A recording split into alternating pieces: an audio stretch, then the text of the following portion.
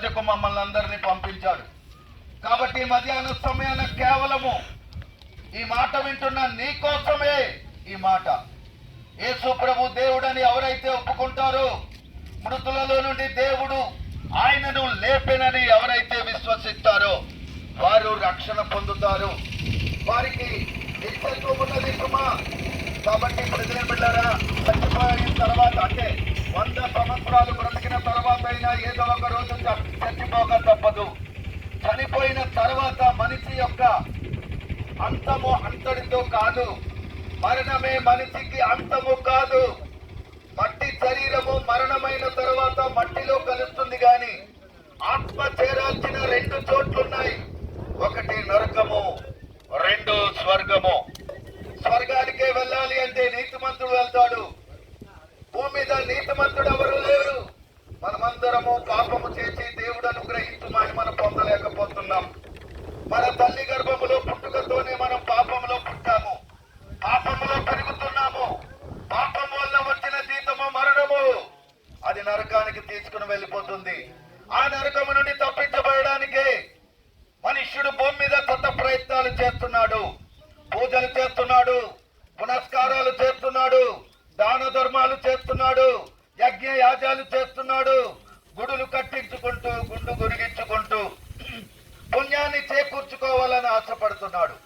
కానీ ప్రియ సోదరుడు, సహోదరి, మానవుడు చేస్తున్నటువంటి ప్రయత్నాల వలన మనిషికి పుణ్యం రాదు. గాని దేవుడే మనిషి రూపంలో భూమి మీదకి దిగి వచ్చి ఆయన శిలువ, మరణ, భూస్థాపన, పునరుజ్జీవనల ద్వారా మానవులకి రక్షణ ఉన్నది. ఈరోజు మనుష్యుడు చేయాల్సిన పని ఏమిటి అంటే, ఒకటి, నేను పాపిని అని ఒప్పుకోవాలి. రెండవది, యేసు ప్రభువా మీరు మాకు రక్షకులు అని ఒప్పుకోవాలి. ఈ 2 పనులు చేస్తే మన పాపముల నుండి మనం విడుదల పొందుతాం, నరకము నుండి మనము తప్పింపబడతాం, నిత్యత్వమునకు వారసత్వముగా అవుతాము, నిత్యత్వానికి అర్హులం అవుతాము. అరే సోదరుడా, సహోదరి, భూమి మీద మనకెంతున్నా, ఎన్నున్నా, ఏదున్నా, ఏమి చేసినా అవన్నీ విడిచిపెట్టి వెళ్ళిపోవలసినటువంటి రోజు ఒక రోజు ఉన్నది. విడిచి వెళ్ళిపోయిన తర్వాత ఎక్కడికి వెళ్ళిపోతున్నామో మనల్ని మనం గుర్తించుకోవాలి. అదే మేము చెబుతున్నాం. మనం వెళ్ళాల్సిన చోటు పరలోకం అయితే పర్వాలేదు, ఒకవేళ నరకమే అయితే అది భయంకరమైన ఏతన స్థలం, అది భయంకరమైన కష్టతరమైనటువంటి జీవితాంతము దుఃఖపడాల్సినటువంటి చోటు. అది అగ్ని ఆరనటువంటి చోటు, పురుగు చావనటువంటి భయంకరమైనటువంటి చోటు. ఆ భయంకరమైనటువంటి స్థలములో మనం ఉండకుండా ఆ నిత్యత్వం అనేటటువంటి యేసుక్రీస్తు ప్రభు నివసించే చోటుకు మనం వెళ్ళాలి అంటే యేసు ప్రభును మనం ప్రభువుగా ఒప్పుకోవాలి. తమ్ముడు, నానా, అమ్మా, చెల్లి, బాబు, యేసు మన పాపముల కోసం సిలువలో మరణించాడు. యేసుక్రీస్తు ప్రభు మన 2 చేతులతో చేసిన పాపములకు 2 చేతులకు చీలలు కొట్టారు. మన 2 కాళ్లతో నడిచి వెళ్లి చేసిన పాపములకు 2 కాళ్లకు చీలలు కొట్టారు. మనం ఆలోచించిన కుతంత్రానికి, తప్పుడు ఆలోచనలకు ఆయన తలకు శిరస్సు, ముండ్ల కిరీటం వేశారు. మనం కడుపులో ఆలోచించినటువంటి పగ, ద్వేషము, కక్షకు ఆయన పక్కలో బల్లెపు పోటు పొడిచారు. ప్రియ సోదరుడా, సహోదరి, ఆయన పొందిన గాయములే మనకు స్వస్థతనిస్తాయి. ఆయన కార్చిన రక్తమే మనకు పాప క్షమాపణ కలిగిస్తుంది. కాబట్టి మన పాపం పోగొట్టుకోవటానికి మనము చేసే ప్రయత్నాలు కావు, గాని యేసు ప్రభు రక్తమే మన పాపములకు విమోచన కలిగిస్తుంది. బాబు, మీకు మా 2 చేతులెత్తి నమస్కరించి చెబుతున్నాం. యేసు ప్రభు సర్వ మానవాళి కోసం వచ్చాడు.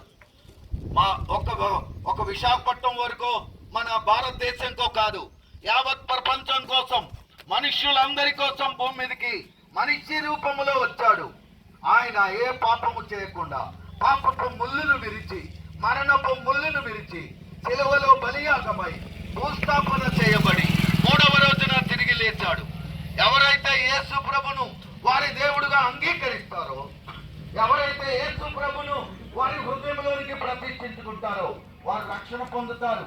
రేపు పరలోకానికి వెళ్తారు, నరకము నుండి తప్పింపబడతారు. ఈ సారితో అనేక సార్లు మీ గ్రామానికి వచ్చాం, యేసును గురించి ప్రకటించాం. ఒకవేళ ఈ మాట లెక్క చేయకుండా, ఖాతరు చేయకుండా మీరు ఒకవేళ ఉన్నప్పటికీ దేవుడు తప్పకుండా మీకు, మాకు ఎదురు పెట్టి అడిగే రోజు ఒక రోజు ఉన్నది.